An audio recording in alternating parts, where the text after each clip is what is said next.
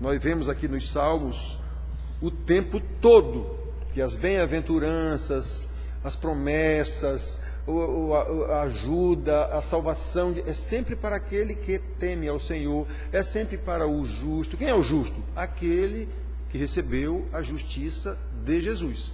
Então, o tempo todo. Então, todo mundo acha que, vai na igreja orar que Deus vai abençoar. Quem disse isso? Quem disse isso? Isso é papo furado, ele abençoa todo mundo. Agora, a bênção para o salvo é só para o salvo. E o salvo sabe disso.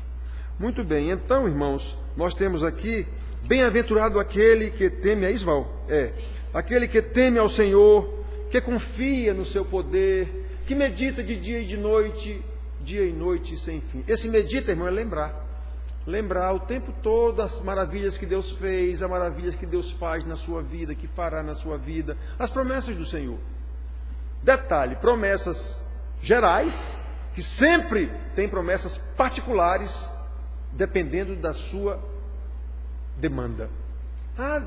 Deus prometeu abençoar, sim, colega, mas repare no seu caso aí que deve ter promessa especial, deve ter mandamento especial de obediência no caso. E aí ninguém repara. Então, olha só.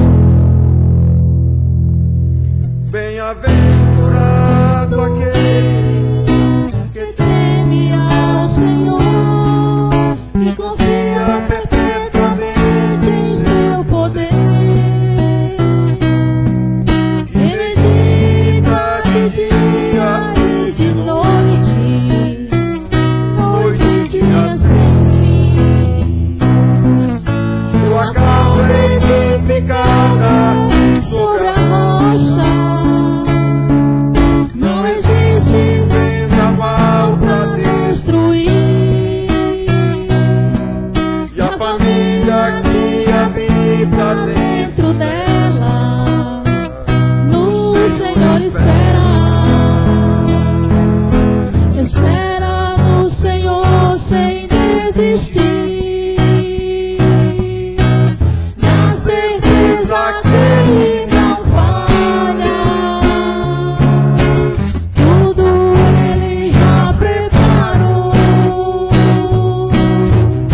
O seu amor nunca mudou. Espera no Senhor sem desistir. Seu amor nunca mudou.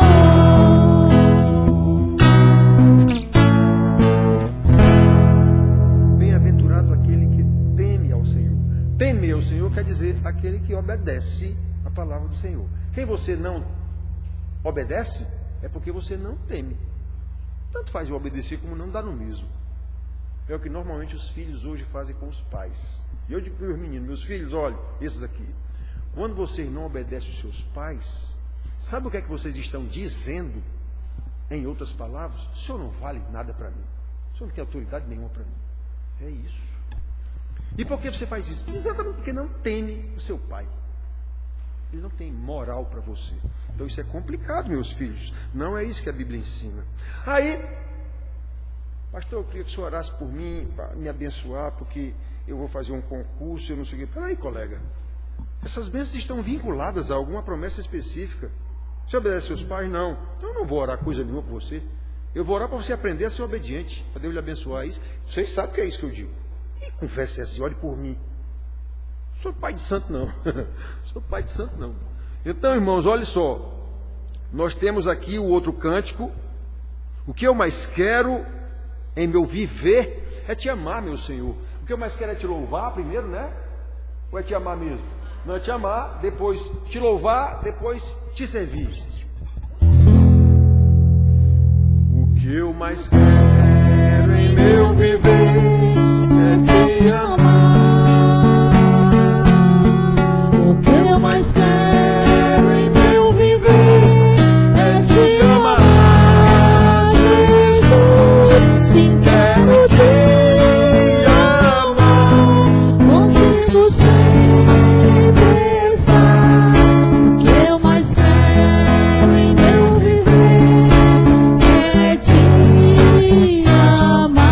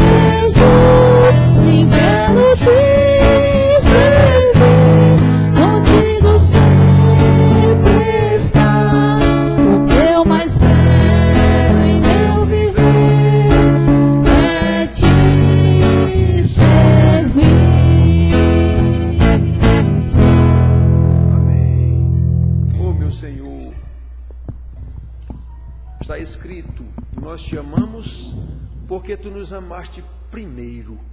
Então, Senhor, assim como o Senhor nos amou, nós queremos te amar cada vez mais. Conhecedores desse amor e das coisas que o Senhor fez, das suas maravilhas, então queremos te louvar. Queremos engrandecer o teu nome o tempo todo, dizendo dessas maravilhas que o Senhor fez, e a principal foi nos salvar.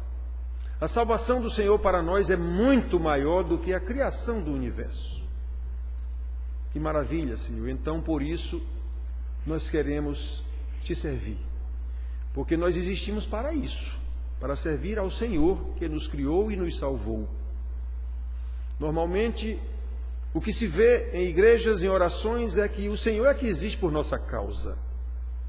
Tanto que haja pedir, e muitos nem pedem, ordenam ao Senhor as bênçãos. Ah, meu Deus, quanta ignorância! O Senhor não precisa de nós. Nós é que vivemos para a glória do Senhor e não o contrário. Nos ajuda, Pai querido, para que possamos de fato te servir com alegria, como vimos em pregações anteriores aqui. Servir com alegria o tempo todo. Nos ajuda, Senhor, porque o que está em questão é exatamente o louvor da tua glória. Por isso nós oramos em nome do Senhor Jesus, o Senhor da glória, que veio aqui nos salvar. Amém, amém. Muito bem, só estamos nós mesmos, então vamos logo. Nem cantores hoje, tocadores, não veio ninguém hoje, feriado. Muito bem, então vamos só nós mesmos.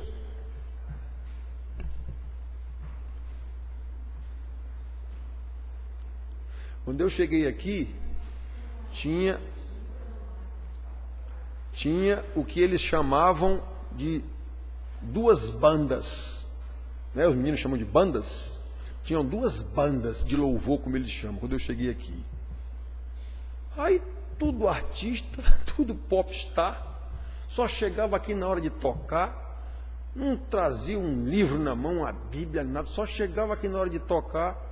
E meus filhos, por que vocês não vêm para os estudos bíblicos? Por que vocês não vêm para a oração? Não, a gente vem só tocar mesmo. Digo, então, olha, a Ponte Preta é um clube que tem bem ali. Você diga, a Ponte Preta, que é mais na frente uma coisinha.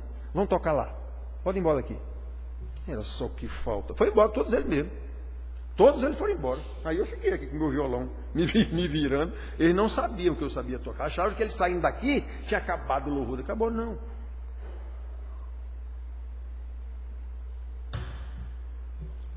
Então, meus filhos, vamos abrir nossas Bíblias no livro de Hebreus, carta aos Hebreus, que ninguém sabe quem é o autor. Uns afirmam que foi Paulo, outros afirmam que não foi Paulo. Eu não afirmo nenhuma coisa nem outra. A Bíblia não diz quem foi, então não me interessa. Eu tenho que aprender o que está ensinado nele. Quem escreveu não é da minha conta. Se fosse, estava escrito aqui. Então, Hebreus, nós vamos ler no capítulo 4. No capítulo 4, nós vamos ler 3 versículos. O 14, o 15 e o 16. Então, nós vamos ler na carta aos Hebreus, capítulo 4, dos versículos 14 ao 16. Vamos falar, como eu já disse, está na mensagem do boletim, sobre as tentações, como vencer as tentações. Temos aqui dizendo como é que se faz isso, né? Então, Hebreus diz assim: tendo, pois, a Jesus, o Filho de Deus, como grande sumo sacerdote que penetrou os céus, conservemos firmes a nossa confissão. Porque não temos sumo sacerdote que não possa compadecer-se das nossas fraquezas, antes foi ele tentado em todas as coisas, à nossa semelhança, mas sem pecado. Acheguemo-nos, portanto, confiadamente junto ao trono da graça, a fim de recebermos misericórdia e acharmos graça para socorro em ocasião oportuna. Muito bem, irmãos.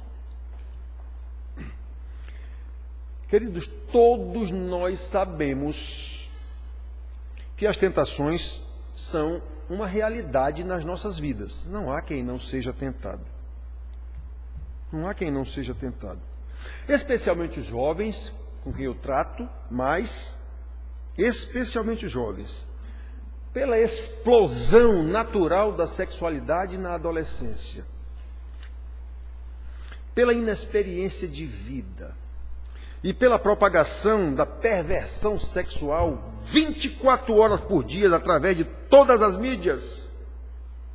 Então, esses pobres jovens são alvos de muitas tentações que podem e devem ser rebatidas e combatidas pelo ensino diligente da palavra de Deus através dos pais, reforçado pelo ensino da igreja, apoiados no ensino da igreja. É assim que a Bíblia manda. Mas, de conformidade com o mundo, os pais terceirizaram o ensino para as escolas do mesmo jeito, ensino secular, do mesmo jeito que terceirizaram o ensino religioso para a igreja. Não há ordem nenhuma para a igreja ensinar filho de ninguém. A ordem do pastor é ensinar a igreja, mas a ordem de ensinar aos filhos é dada aos pais, não aos pastores, não. Muito bem, irmãos. Esse trimestre, as lições que eu estou ensinando para os jovens na escola bíblica dominical tratam exatamente da luta da carne contra o espírito, lá em Gálatas capítulo 5.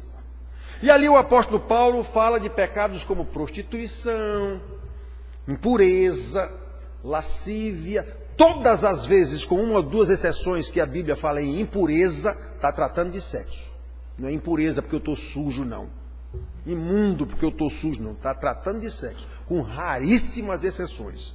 Muito bem. Então Paulo fala isso. Prostituição, impureza, lascívia, tudo relacionado a pecados sexuais, a relações sexuais ilícitas. Muito bem, irmãos.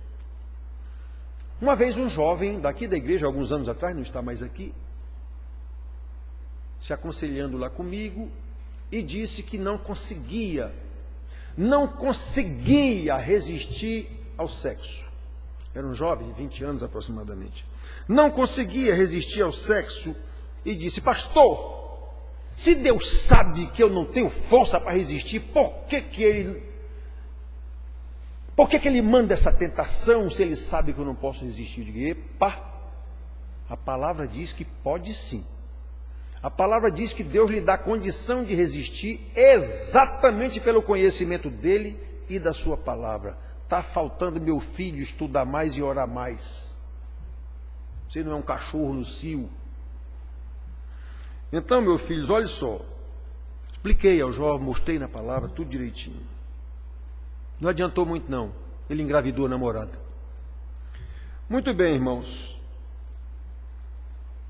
Embora a Bíblia nos afirme que Deus a ninguém tenta, está escrito isso em Tiago 1,13, também podemos ver na Bíblia que a operação do erro vem pela eficácia de Satanás e é mandada por Deus. Está escrito isso na Bíblia. É mandada por Deus. Para quem? Para aqueles que não dão crédito à palavra da verdade. Isso está escrito lá em 2 Tessalonicenses, capítulo 2, versículo 9, 10, 11, 12. Está lá escrito. É Deus quem manda a operação do erro. Para quem? Para aqueles que não dão ouvido à sua palavra. Então, lá vai o erro, não é isso que você quer? Presta atenção, irmãos. Vocês nunca ouviram um pastor dizer isso, não. Quem manda a operação do erro é Deus, isso está na Bíblia. Isso está escrito na Bíblia, tanto no Velho Testamento quanto no Novo Testamento. No Velho Testamento está escrito isso inúmeras vezes, ele dizendo para Israel: quer dizer que é isso que vocês querem? Então lá vai. Tem muitas vezes isso. Então, irmãos, é bom lembrar que Jesus, o Filho de Deus, foi levado ao deserto para ser tentado por Satanás. Quem o levou? O Espírito Santo. Foi o próprio Deus quem levou Jesus, o Filho, para o deserto para ser tentado por Satanás. Por que isso? Jesus ia começar o seu ministério sacerdotal aqui na terra. Então ele tinha que ser provado antes, como homem. Muito bem, irmãos. Nós não vamos expor esse texto de Hebreus porque ele é muito claro. Ele está dizendo aqui que Jesus foi tentado, nós também somos tentados, então a gente tem que se espelhar em Jesus. Tem que buscar Jesus. Em momentos oportunos, nós temos que buscar Jesus. Ele é o nosso sumo sacerdote. Então, reparem bem, irmãos, nós não temos muito o que expor nisso aqui não é? Mas precisamos ver como, já que ele disse que é para a gente olhar para Jesus, então vamos ver como foi que Jesus resistiu a essa tentação lá no deserto, e nós já pregamos sobre isso aqui há algum tempo atrás, Mateus capítulo 4, de 1 a 11. Então nós vamos fazer uns flashes, digamos assim, do que aconteceu lá com Jesus, como foi que ele resistiu, lembrando o que é que o homem de Deus está dizendo aqui. Tendo, pois, a Jesus, o Filho de Deus, como nosso grande sumo sacerdote, conservemos firmes a nossa confissão, porque não temos sumo sacerdote que não possa compadecer-se das nossas fraquezas. Antes foi ele tentado em todas as coisas a nossa semelhança, mas sem pecado. Então, acheguemo-nos confiadamente junto ao trono da graça, a fim de receber misericórdia e achar graça para socorro em tempo oportuno. Quando estivermos sendo tentados, vamos buscar o Senhor. Já pregamos nesse texto de Mateus 4 a 11, 4 de 1 a 11, e não vamos nem ler, vamos só lembrar aqui alguns aspectos das artimanhas de Satanás. Detalhe, não mudam. Não mudam. Satanás não tem truque novo, não. É a mesma coisa o tempo todo. Assim como a palavra de Deus também não tem novidade. É a mesma coisa como está escrito aqui desde 4.000 anos atrás, 2.000 anos atrás. Velho Testamento, Novo Testamento. Não tem novidade nenhuma, não. É isso mesmo. Deus me disse. Como foi que Deus disse? Ou ele disse através do que está escrito na palavra, ou então é a sua cabeça que está dizendo isso. Muito bem. Então, irmãos, não vamos ler, como eu já disse aqui, vamos só lembrar. Por quê? Porque as artimanhas de Satanás não mudam, e nós vamos ver como vencê-las. Pelo conhecimento da palavra, assim como fez o nosso grande sumo sacerdote, Jesus, o Filho de Deus. Nós conhecemos, repito, o relato de Mateus, não vamos ler, mas vamos ver aqui. O que podemos relembrar desse texto associando a Mateus, a Hebreus, aliás, o que nós lemos? O primeiro versículo que nós lemos aqui diz assim: devemos conservar firmes a nossa confissão de que Jesus, o Filho de Deus, é o nosso grande sumo sacerdote. Pois muito bem, irmãos. Para confessar alguma coisa, nós temos que ter experienciado ou experimentado essa coisa. Nós temos que ter conhecimento dessa coisa, temos que ter vivido isso para confessar isso. Como é que eu vou confessar algo que eu nem passei por isso, nem vivi, nem nada? Como é que eu vou confessar um pecado se eu sequer sei que cometi um pecado? Como é que eu vou confessar? Como é que eu vou confessar uma bênção que eu recebi de Deus se eu não tenho nem conhecimento disso? Não pode. Então, quando ele diz que nós devemos confessar,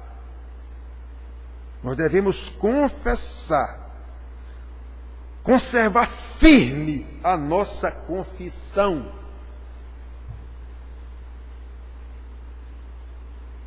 Irmãos,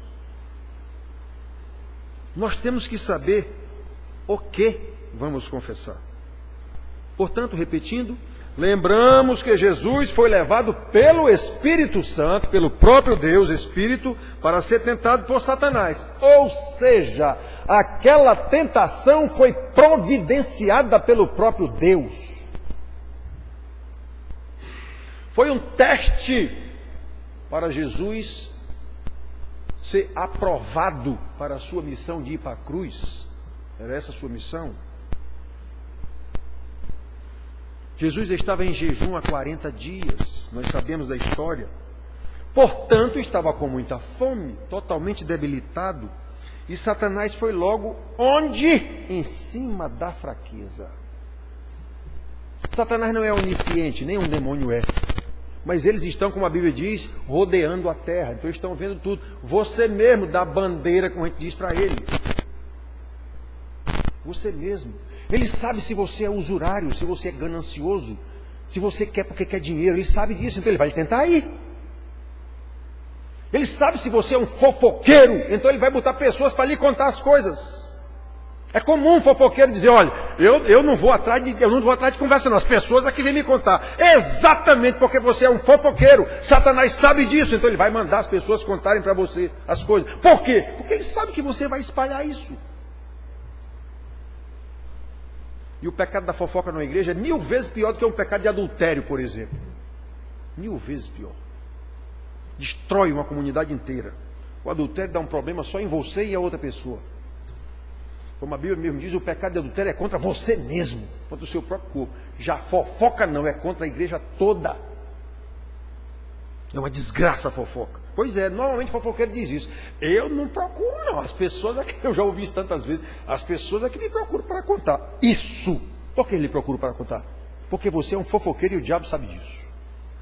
Então ele não é onisciente, mas ele percebe as coisas, ele vê as coisas, ele está em todo canto, digamos, com seus demônios, ele não é onipresente também, mas está, como ele diz, vindo de rodear a terra.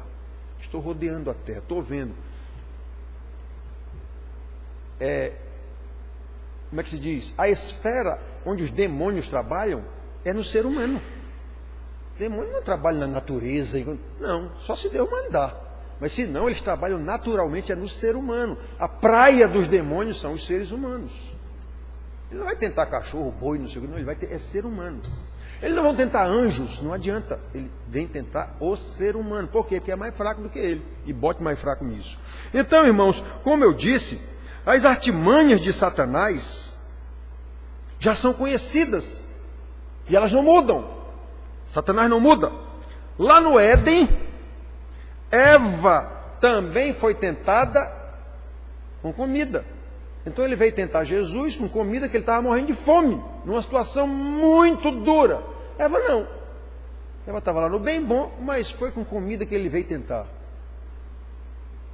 Esse fruto lindo aí que Eva estava olhando, esse fruto aí, é assim que Deus disse, não comerás de toda árvore do jardim. Ele já usou a palavra mentindo.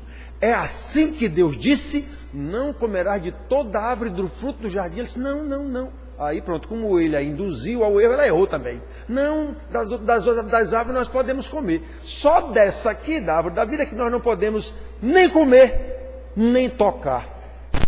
Deus não disse para eles não tocarem. Ele disse só para não comer. Então a mulher já adulterou a palavra de Deus também. A tal serpente a levou a errar, ao erro. A induziu ao erro. Então repare bem, ele usou lá uma fruta. Então ele lançou mão da palavra de Deus. É assim que Deus disse. Ele lançou mão da palavra para tentar Eva na esfera espiritual. Não é assim não. Na verdade, essa árvore do conhecimento aí, do conhecimento do bem e do mal, se vocês comerem, vocês vão saber coisa que ele não ensinou para vocês. Vamos ficar mais sabidos? E ficaram mesmo. É assim que Deus disse, Gênesis 3:1. Enrolou a mulher. A mulher respondeu, Gênesis 3, versículo 2, versículo 3. Não é assim que Deus disse, não. Ele disse que a gente pode comer de todas as árvores, mas dessa aqui, do conhecimento do bem e do mal, a gente não pode nem comer, nem tocar. Deus não disse para não tocar. Então, na tentação de Jesus, a tática foi a mesma. Só que Jesus estava numa situação muito difícil. Havia um agravante muito grande em desvantagem para Jesus. Ele estava com uma fome tremenda. Né? Ninguém sabe como é que uma pessoa passa 40 dias sem comer, mas a Bíblia diz que passou, então passou. Pronto. Repito, se Eva estava no jardim e tinha tudo de que precisava, Jesus estava num deserto e não tinha nada do que ele precisava. Nada. E com muita fome. Então Satanás veio direto tentar as necessidades de Jesus, mesmo sem usar a palavra, como ele usou lá em Eva. É assim que Deus disse, ele já começou com Eva, citando a palavra de Deus. É assim que Deus disse, não comerás de todo o fruto do jardim. Não, pois com Jesus ele não foi logo dizendo a palavra, ele foi logo na necessidade mais básica de Jesus. Se és filho de Deus, transforma essas pedras em pães. Estão lembrados? É essa a tentação lá de Mateus 4, de 1 a 11. Se és filho de Deus, transforma isso em pães. Jesus precisava de comida urgente. Coisa mais fácil? Dizer aquelas pedras para se transformar em pães? Que coisa mais fácil? Para Jesus, o diabo nem usou a palavra. pelo menos explicitamente, para atacar Jesus espiritualmente, na necessidade física dele. Porém, nós precisamos observar que ele usou uma necessidade da carne, a fome de Jesus, para pôr em dúvida a palavra de Deus, do mesmo jeito que ele fez lá com Eva. Está vendo? O diabo não muda de tática. Se és filho de Deus, condicional. Se és filho de Deus, transforma essas pedras em pães. Vamos lembrar do episódio. Antes de ser levado pelo Espírito ao deserto para ser tentado, o que foi que aconteceu? Jesus tinha sido batizado lá por João Batista, exatamente para começar seu ministério. E lá no batismo ele ouviu a voz vinda do céu, uma como que pomba, adejando sobre ele lá, e um facho, e uma voz dizendo: este é o meu filho amado, em quem me comprazo, em quem tenho todo o meu prazer. Então Jesus ouviu a voz do Pai, ele sabia o que era que o Pai havia dito a ele, o que é que havia sido ordenado para ele vir fazer aqui na terra. Ele sabia que era o Deus Filho. Pois é, o diabo botou isso em dúvida. Se és filho de Deus, manda essas pedras se transformarem em pães. Irmãos, ele nem apelou para a palavra diretamente como fez com Eva, mas pôs em dúvida. Percebem a artimanha de Satanás? Pôs em dúvida a filiação de Jesus. Prove que você é filho de Deus. Acontece que nós falamos na pregação domingo passado, se eu não me engano, foi domingo passado ou 2 domingos atrás, que nós precisamos confiar no Senhor, ter um compromisso de santidade com o Senhor. E nós falamos aqui que ninguém faz um pacto de vida e de morte com quem não conhece. Você não vai colocar a sua vida na mão de quem você não conhece.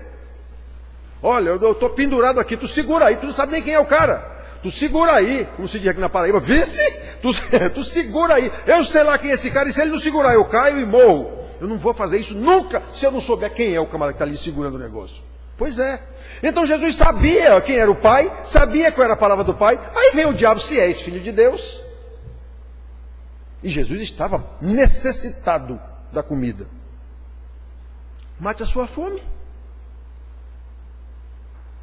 Repito, como Jesus conhece o Pai e a palavra do Pai, mesmo sem Satanás usar a palavra, ele respondeu na palavra. Está escrito: nem só de pão viverá o homem, mas de toda a palavra que procede da boca de Deus. Jesus citou Deuteronômio, quando Moisés estava falando lá para o povo: olha, vossos pais passaram ou sentiram fome no deserto, e Deus mandou o maná para eles se alimentarem. Mas saibam que não é isso que lá na época, ele fez isso para humilhá-los, para mostrar para eles que o Senhor cuida deles, para eles saberem que nem só de pão vive o homem, mas de tudo que procede da boca do Pai. Pois é, Jesus usou isso para dizer a Satanás: não, isso já aconteceu, meu filho.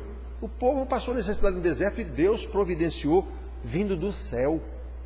Então, Senhor, Satanás, nem só de pão viverá o homem. Eu conheço o meu Pai, conheço sua palavra. Nem só de pão viverá o homem, mas de toda a palavra que procede da boca de Deus. Mateus 4:7, lá ele citando Deuteronômio 8:3. Então, irmãos, vejam como foi que Jesus resistiu à tentação, mesmo na necessidade extrema que ele estava. Que nem o povo lá no deserto, Deus mandou maná caindo do céu. Muito bem, irmãos.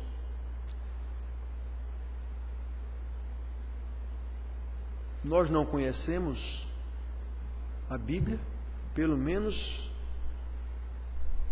de tanto ouvir o pastor falar, ou alguns que leem. Nós não conhecemos esse relato de Mateus, da tentação de Jesus, do Evangelho de Mateus, capítulo 4, de 1 a 11.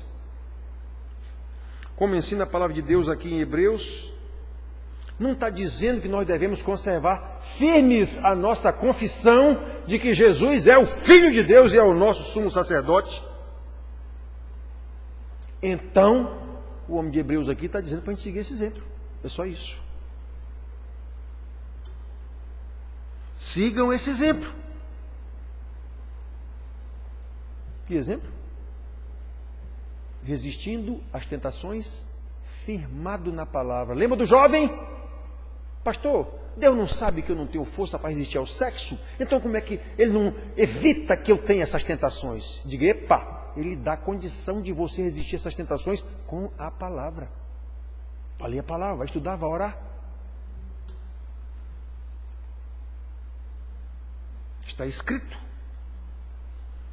A palavra de Deus nos garante que nós não seremos tentados além de nossas forças. Está escrito isso. A palavra de Deus nos garante que juntamente com qualquer tentação, Deus proverá também o livramento para que possamos suportá-lo. 1 Coríntios 10:13 está escrito isso. Paulo dizendo aos Coríntios que era uma bagunça a igreja de Corinto. Fiquem sabendo que não vos foi dada nenhuma tentação que não fosse humana. Ou seja, a tentação é sua. Não venha botar culpa em diabo, muito menos em Deus. A tentação é sua. É você que está querendo isso. Não vos foi dada tentação que não seja humana. Então repare, a tentação é humana. Mas, como Deus é fiel, Ele proverá juntamente com a tentação, libertação para que a possais suportar. Ou seja, a tentação é sua, mas a força para livrar é de Deus. A tentação é humana, mas o livramento é divino, está na sua palavra. É a sua palavra. Diabo respondeu a Satanás, está escrito. Ele não brigou com Satanás, está escrito. Ele podia ter brigado. Ele é Deus, foi o Criador. Cai fora daqui, faz aqui na parede, cai fora daqui, nojento, eu te conheço. Mas não, ele respondeu na palavra, está escrito. Nem só de pão viverá o homem. Então, irmãos, firmado na palavra, a palavra de Deus nos garante essas coisas. Portanto, como Jesus, o Filho de Deus, o nosso grande sumo sacerdote, nós não confessamos isso. O homem não está mandando que a gente confessar isso de forma firme o tempo todo, então pronto. Foi assim que ele agiu, é assim que eu vou agir. Foi assim que ele mandou. Não podemos deixar que uma necessidade circunstancial, era o caso de Jesus, ainda que seja real essa necessidade, não podemos deixar que essa necessidade nos leve a querer um milagre extra. Que nem as pessoas andam de reunião de oração em reunião de oração atrás de milagre. Espera aí, coleguinha. Espera aí, coleguinha. Não há milagre diferente daquilo que já está escrito na palavra. Não há. Quer dizer, há, mas será engano. Será providenciado por demônios. Deus mesmo que manda. Deus mesmo que manda. Que nem ele mandou para Acabe, lá em Reis. Acabe está querendo ser enganado. Lá no trono da graça, o profeta viu essa cena. Acabe está querendo ser enganado. A quem enviarei? Deus, dizendo isso. Aí um espírito lá no meio das miríades que estavam lá, um espírito se aprontou diante do Senhor e disse, eu o enganarei. Está esse diálogo lá, meus filhos. E Deus perguntou, com que tu o enganarás? Colocarei, olha o que está lá em Tessalonicenses, Velho Testamento, Novo Testamento. Colocarei espírito de mentira nos seus profetas e eles o enganarão. Sabe quantos profetas falsos tinha lá em volta de Acabe? 850, 450 no templo, 400 no palácio. Profetas falsos, inclusive profetas de Israel. 400, sei lá quanto, ou 400, eram de Israel, israelitas, e 400 eram profetas de Baal, os deuses lá da Jezabel, mulher do homem. Aí Deus olhou para o espírito que disse, eu engano colocando mentira, um espírito de mentira vindo do trono de Deus. Eu coloco mentira nos profetas dele lá e eles o enganarão. Aí Deus disse, vai, faz assim e prosperarás. Estão vendo de onde é que veio o engano? Está na Bíblia, irmãos. Dificilmente vocês vão ouvir um pastor dizer isso, mas está na Bíblia. O pastor só fala de bênção. Então, meus filhos, prestem atenção. Prestem atenção. A palavra de Deus nos garante que nós não ficaremos desassistidos do poder de Deus, como Paulo ensina tanto em suas cartas aos Efésios, capítulo 6, depois de explicar um monte de coisa, ele diz, quanto ao mais, ou seja, já ensinei tudo isso aqui para vocês, quanto ao mais, sede fortalecidos no Senhor e na força do seu poder. Efésios 6:10. E ele continua dizendo por quê? Por quê? Porque a nossa luta não é contra homens, não. É isso que quer dizer contra carne ou sangue. Nossa luta não é contra homens, não. É contra demônios, contra principados e potestades na região celestes. O negócio é sério. Então, meus filhos, a gente tem que prestar atenção. Vir para a reunião de oração querer um milagre diferente do que está na palavra. Quando eu cheguei aqui, os tais cantores que tinha aqui tinham um cântico. Hoje o meu milagre vai chegar. Eu escutando esse cântico dos meninos. Eles cantavam aqui tudo de mão para cima, tudo cheio do Espírito Santo. Cheio do Espírito Santo. Quando terminou o canto, eu chamei o líder lá de... Meu filho, que milagre é que você está esperando? Qual é o milagre que vai chegar para você hoje?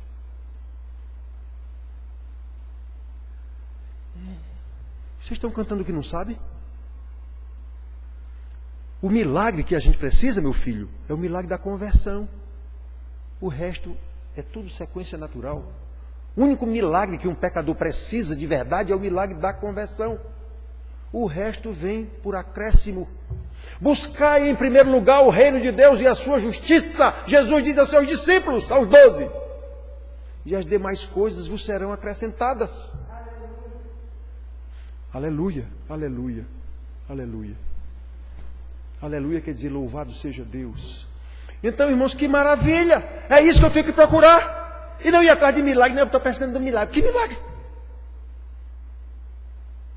Depois do milagre da conversão, que é a justificação, o milagre que você precisa é a sua santificação. O resto vai acontecendo. Estude, trabalhe, se capacite. Ajude o próximo. Até porque está escrito. Aquele que tem posses e vê o próximo com necessidade e não o ajuda, isso não tem Deus coisa nenhuma. Está escrito tudo isso. Então, meus filhos, prestem atenção. Eu não tenho que estar atrás de milagre diferente do que já está na Bíblia. Até porque Jesus disse também. Cuidado com os falsos profetas. Eles farão milagres, sinais, maravilhas e enganarão a muitos. Se possível, o que quer dizer que não é possível, os eleitos de Deus. Então prestem atenção.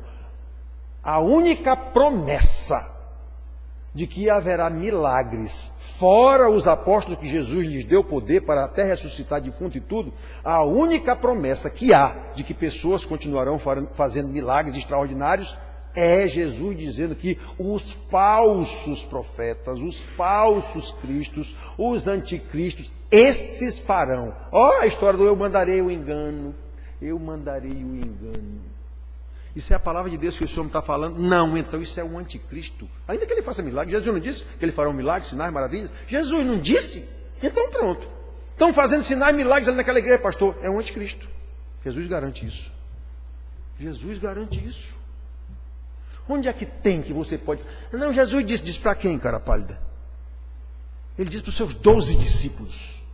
E disse o que era que ia acontecer com eles, em função desse poder que lhes foi dado para pregar o Evangelho em primeira mão no mundo inteiro. Vocês vão morrer por causa disso? Vão matar todos vocês por causa disso? E aconteceu tudo isso. Essa promessa pastor nenhum quer. Ele só quer a promessa dele fazer milagre. Mas a promessa de que ele vai ser trucidado por causa dessa palavra, pastor nenhum quer. Nem acontece isso com pastor nenhum também. Bando de falsos pastores. Então, meus filhos, como sabemos, as tentações continuam. A de Jesus também continuou. Primeira tentação, transforma pães em pedras. Nem usou a palavra. Apenas pôs em dúvida se és filho de Deus. Assim como fez Eva, como fez com Eva, Satanás continuou o mesmo artifício de tentar o Senhor Jesus, agora lançando mão da palavra de Deus. Está escrito, sabe quem levou Jesus? Depois que o Espírito Santo o levou para ser tentado, sabe quem foi que manobrou Jesus para todo canto? Satanás. Está escrito lá, Satanás o levou para o pináculo do templo. O pináculo do templo é a torre lá de cima do templo. E disse, se és filho de Deus, agora ele usou a palavra, se és filho de Deus, atira-te daqui abaixo, porque está escrito, aos teus anjos dará ordem, para que nada de mal te aconteça, para que te guardem, eles te susterão nas suas mãos, para não tropeçares em alguma pedra. Usou a palavra de Deus. E isso está escrito, irmãos, lá no Salmo 91, versículo 11 e 12. Satanás usou a palavra de Deus para tentar Jesus, pondo em dúvida se és filho de Deus, mas usou a palavra de Deus. Primeiro, se és filho de Deus, transforme-se em pães, mas não usou a palavra de Deus, apenas questionou, pôs em dúvida. Agora ele usou a palavra, te atira lá embaixo, porque está escrito. Se tu és filho de Deus, te atira, porque está escrito. Aos teus anjos dará ordem, para que te guardem, e eles te susterão, para que não tropece em nenhuma pedra. Citou a Bíblia. Irmãos queridos, Jesus respondeu, também está escrito.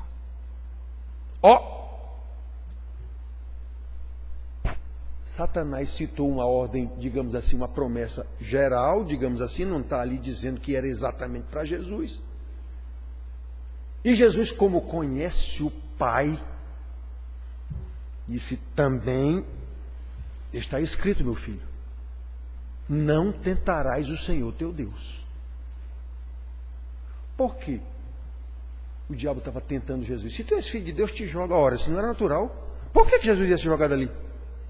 Por que eu vou pular do meu prédio, 24º andar, 22º andar, com mais 2, antes de começar a primeira, então a altura é 24 andares. Por que eu vou me jogar lá de cima e dizer, Senhor, eu vou provar para esse povo que está ali embaixo, que tu vais me segurar, porque está escrito lá no Salmo 91, versículo 11 e 12, está escrito que o Senhor dará ordem aos seus anjos para me segurar.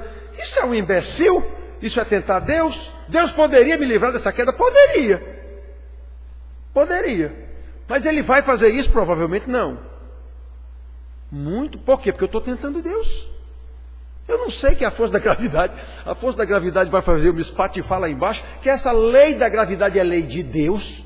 Como é que eu vou usar uma promessa que não é necessariamente, no caso desse, para tentar Deus? Então, meus filhos, prestem atenção. Isso aqui, Satanás usou Deuteronômio, usou Salmos, Jesus respondeu com Deuteronômio, a lei.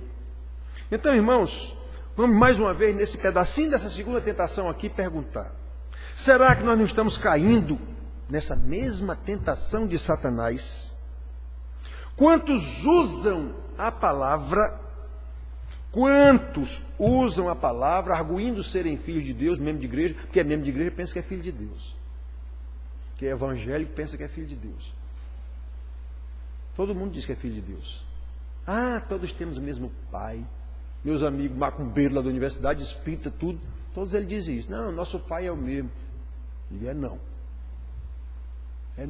Não, todos vamos, tem vários caminhos, mas nós vamos para o mesmo lugar. Eu digo, não também. Só há um caminho, é Jesus. Para a salvação só há um caminho. Então, é tudo a mesma coisa, é não. Um amigo me convidou para ir levar uma palavra, segundo ele, lá no AA, Alcoólicos Anônimos. Aquilo é uma seita. Para quem não sabe, aquilo é uma seita. O senhor vai lá dar uma palavra? Eu digo, vou não. Eles usam a Bíblia lá.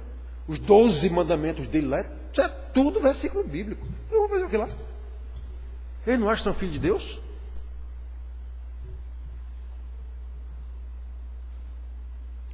Então, irmãos, olha, quantos usam essa história de eu sou filho de Deus para pedir bênçãos gerais, porque está escrito lá, pedi e dar-se-vos-á, batei e abrir-se-vos-á, buscai e achareis. Isso é para mim. Quem disse que é para você?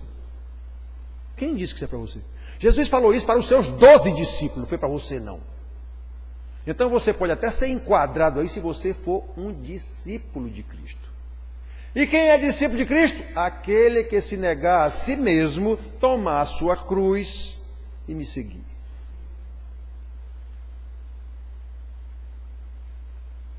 Quem é que faz isso? Quem é membro de igreja que faz isso? Luta para seguir o Senhor. Luta para fazer o Senhor mandou. Vive do mesmo jeito do mundo com um crachá de evangélico. Irmãos, isso é muito complicado. Isso é muito complicado. O ensino das igrejas, em sua maioria, quase totalidade, é falso. E as famílias seguem isso. Ah, pastor, eu vim aqui pedir para o senhor orar pelo meu filho. O que é que está acontecendo com o seu filho? Desobediente, pastor. Eu digo, é mesmo, é? Você dá exemplo para ele de obediência a Deus? Você mostra para ele o que é honrar o pai?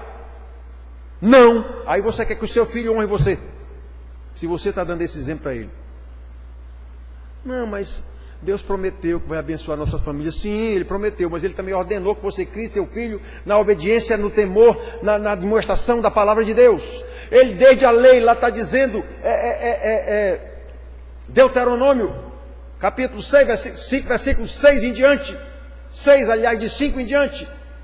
Ouve, Israel, estas palavras estarão no teu coração. Só o Senhor é Deus. Isso tu inculcarás a teus filhos. De manhã, de tarde, de noite, andando pelo caminho, sentado, levantando, comendo, deitando, dormindo, acordando. Você faz isso, irmão? Não. Então tu vem pedir para Deus te abençoar agora. Isso é tentar Deus. Isso é eu pular do meu prédio lá dizendo, Senhor, eu vou pular aqui para esse povo ver que o Senhor vai me mandar os anjos me segurar. É a mesma coisa. Ora bolas, eu não cumpro ordem específica de Deus para a minha casa, para a minha família, aí vim para a reunião de oração pedir para Deus abençoar a minha família. É brincadeira um negócio desse. Essa é a realidade de 100% das reuniões de oração. 100%. Não é 99,99 não. O marido não cumpre o seu papel. Ou é um grosso cavalo que trata mal sua mulher e seus filhos. Tem uma minoria que é assim. Ou é um frouxo que não cumpre a sua responsabilidade de líder da família, joga nas costas da mulher. Aí a mulher assume esse papel porque ela quer também mandar. Está feito o desmantelo. Aí vem para a reunião de oração pedir para Deus abençoar. Pule do prédio e peça para Deus lhe abençoar. É a mesma coisa. Foi o que o diabo fez aqui para Jesus. Já disse para você, o diabo, a tentação dele, a artimanha dele é a mesma. O tempo todo. Vá para a reunião de oração pedir. Não faça nada do que Deus mandou lá na sua casa, mas vá para a reunião de oração pedir, que Deus vai lhe abençoar. Está escrito. Pedi e dá-se-vos-á. Buscai e achareis. Batei e abri-se-vos-á. Deus prometeu abençoar a tua família. Vai lá pedir para Deus. Mesma coisa que o diabo fez aqui com Jesus. Esse caso das famílias, irmãos, é um exemplo típico. Típico. Pais que não obedecem à palavra de Deus no seu papel de pais e mães. Obviamente os filhos não vão obedecer também. Pais que não cumprem um discipulado diligente com seus filhos todo dia. Deus mandou ensinar de manhã, de tarde, de noite. Terceirizou. É só no domingo, no pastor lá na igreja. Aí haja reunião de oração para pedir bênção a Deus. Como foi que agiu o Filho de Deus, o nosso grande sumo sacerdote? De fato, Satanás usou uma promessa bíblica para ele lá. Pula, porque está escrito, aos seus anjos darás ordens para que te guardem, para que não deixem tropeçar em nenhuma pedra. Ele usou a palavra de Deus, disse sem erro. Lá em Eva ele errou, aqui ele não errou não.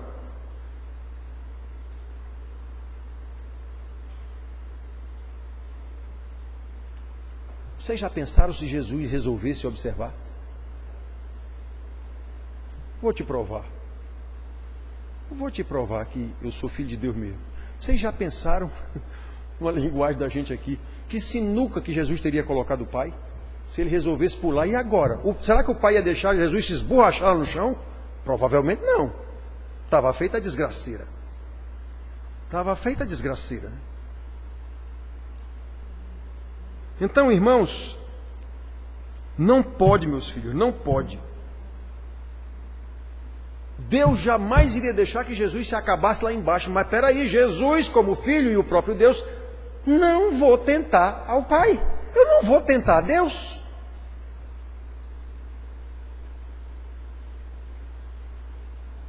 Está escrito. Satanás disse, está escrito. Jesus respondeu, também está escrito.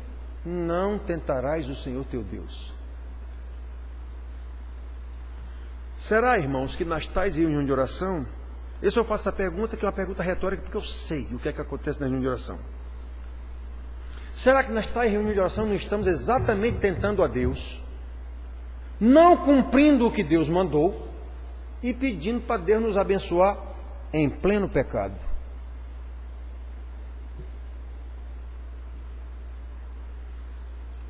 Insistimos em pedir bênçãos gerais, mas não observamos ordens específicas para aquelas demandas que nós estamos pedindo em reunião de oração.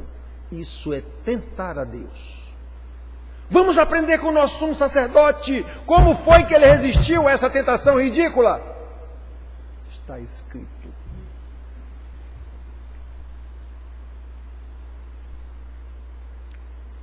O que temos ensinado aos nossos filhos a respeito de bens materiais? Eu falo isso aqui direto para vocês nas aulas. Temos ensinado que nós precisamos estudar para virar doutor, médico, especialmente médico, ganhar muito dinheiro. Para que a gente quer muito dinheiro? Para gastar muito dinheiro. Com o quê? Com os nossos próprios deleites, como Tiago acusa na sua carta lá. Vocês pedem para gastar nos vossos próprios deleites, Deus está fora. Estude, meu filho. Colégio caro, escambau. A palavra de Deus nem se fala. Isso aí o pastor ensina domingo na igreja. Ganhar dinheiro, meu filho, nós temos que ganhar dinheiro. Para quê? Para gastar. Só para isso, a gente só quer dinheiro para gastar.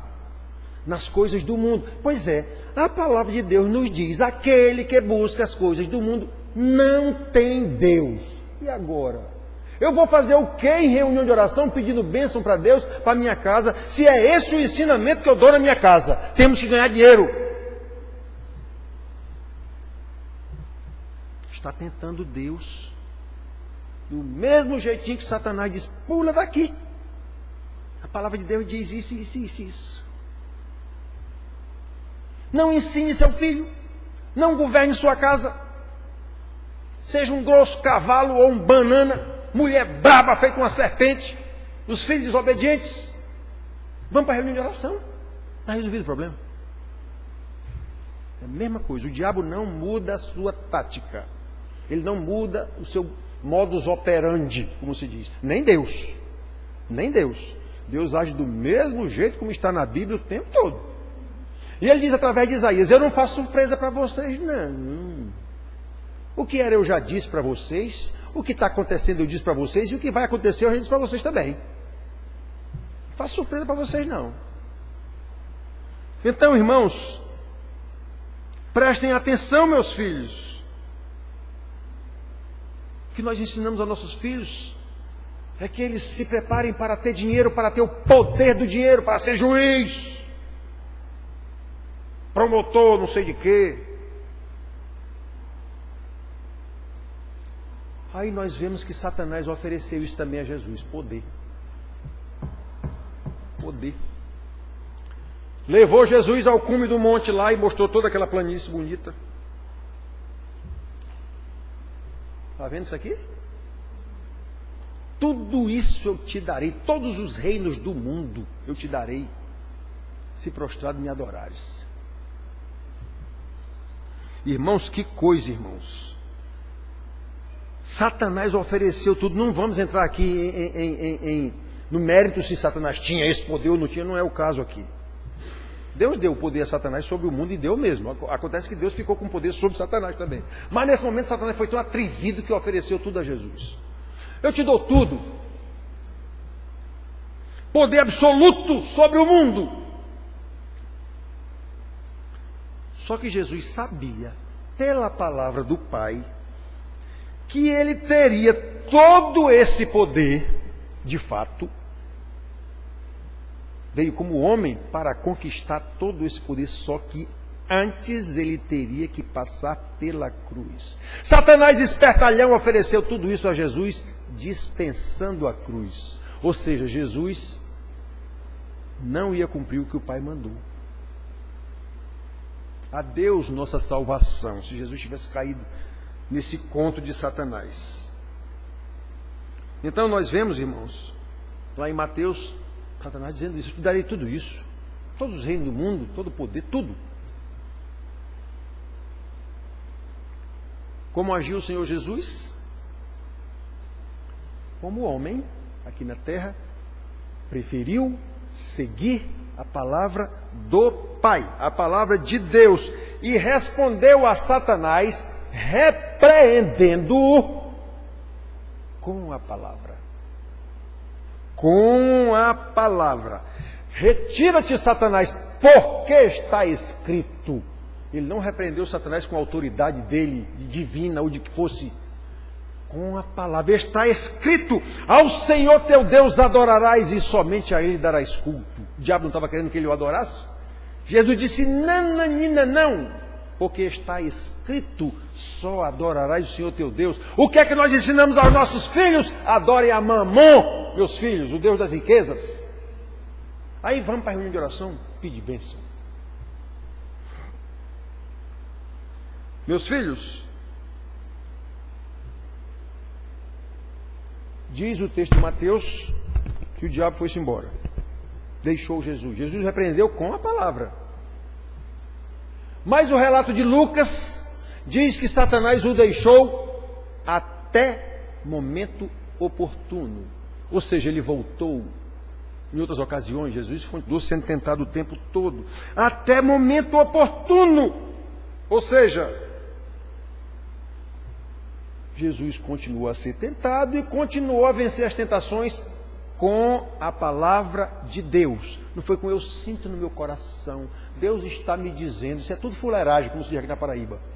O que Deus diz está na palavra. Eu tenho que retirar todo o ensinamento de que Deus nos deu pelo que Ele deu aqui na palavra. Vamos interpretar, vamos ler com oração, vamos pedir orientação ao claro ensino de um pastor. É assim que está escrito na Bíblia. Deus deu dom de pastores, mestres, para ensinarem, a fim de que vocês não se deixem levar por todo vento de doutrina, feito crianças.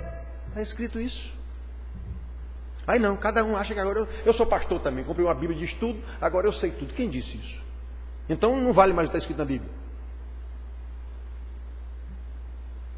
Estou dizendo que pastor é mais do que ninguém, não. Pastor é mais do que os irmãos somente em responsabilidade. Deus deu a ele o dom de pastor mestre. Quem é que prega? É evangelista, isso é outro dom. Deus deu dom de evangelista a quem vai pregar fora em algum lugar. Dom de pastor mestre, esse é quem vai ensinar. E para ensinar, obviamente, ele tem que estudar e muito. Estudar e muito para saber ensinar. Jesus passou 3 anos ensinando os seus 12 discípulos de manhã, de tarde e de noite. Isso dá uma carga horária muito maior do que a carga horária de um aluno que estudou desde o jardim de infância até o doutorado. Fiquem sabendo disso. Até terminar o doutorado. A quantidade de aulas que eu tive em colégio, faculdade, não sei onde, não é o tanto de hora-aula que Jesus deu aos seus 12 discípulos. 3 anos de manhã, de tarde e de noite. Detalhe, a aula teórico-prática é na mesma hora. Estudo em faculdade é tudo leseira, um bando de professor que não tem capacidade de ensinar. Eu conto os professores que eu tive que esse cara é capaz. Os doutores, eu conto nos dedos. Bando de enrolão. Então, irmãos, é assim. Por quê? Porque todos nós somos pecadores. Quem é que vai se esforçar para fazer o que Deus mandou? Os discípulos de Jesus, aqueles que foram salvos, aqueles que estão sendo santificados, aqueles que têm a palavra de Deus para resistir às tentações do diabo. Senão o que eu vou querer é importância, poder, cargo lá na faculdade, na universidade. Tudo brigando lá, diretor de departamento. Pelo amor de Deus. Rapaz, vocês parecem gente de 2º grau, rapaz. Não adianta. Não adianta. Então, irmãos, olhem. Como agiu o Senhor Jesus. Jesus continua a ser tentado, pelo que Lucas disse, até momento oportuno. Pois então, É isso que nós temos que fazer segundo o texto de Hebreus que nós lemos. Tendo, pois, a Jesus, o Filho de Deus, como grande sumo sacerdote que penetrou os céus, conservemos firmes a nossa confissão. Eu não sou discípulo dele? Ele não me ensinou? Eu não sei que ele é o Filho de Deus? Eu não sei que ele resistiu a tudo quanto é tentação e venceu? Eu não sei como foi que ele venceu? Então pronto, é ele meu modelo? Vou segui-lo? De acordo com a sua palavra e não com o que o meu coração acha. A Bíblia diz que seu coração é enganoso, mentiroso. Então não vá atrás. Meu coração me diz, pastor, depois a Bíblia diz que seu coração é enganoso, corrupto. Vá pela palavra. Não vá pelo que o seu coração lhe diz, não. Vá pela palavra. É isso que temos que fazer, irmãos. Seguir o exemplo de Jesus, o Filho de Deus, o nosso sumo sacerdote. Segundo as Escrituras, conforme está escrito. Para quê? Lucas não diz que Jesus saiu dali, o diabo saiu dali até momento oportuno. Olha como termina dizendo aqui. Acheguemo-nos, portanto, ou seja, com base no tudo que nós vimos aqui, o homem está dizendo, ele é o sumo sacerdote, ele é Deus. Como foi que ele resistiu? Foi assim, fizemos a junção da tentação de Jesus. Então, cheguemo-nos a ele confiadamente, junto ao trono da graça, a fim de recebermos misericórdia e acharmos graça para socorro em ocasião oportuna. Exatamente a mesma coisa do nosso Senhor. É assim, irmãos, que, como Jesus, venceremos as tentações, sem nenhuma dúvida. Há tentação? Há. São fortes? São, mas são humanas. Há como resistir a elas? Há. Como? Com a palavra de Deus. No poder de Deus revelado na sua palavra. Vivendo em santidade de vida, exatamente para louvor da glória dele. E não querer que nós tenhamos glória aqui, abençoados pelo Senhor da glória. Não é assim que a Bíblia diz. Que Deus nos abençoe. Amém.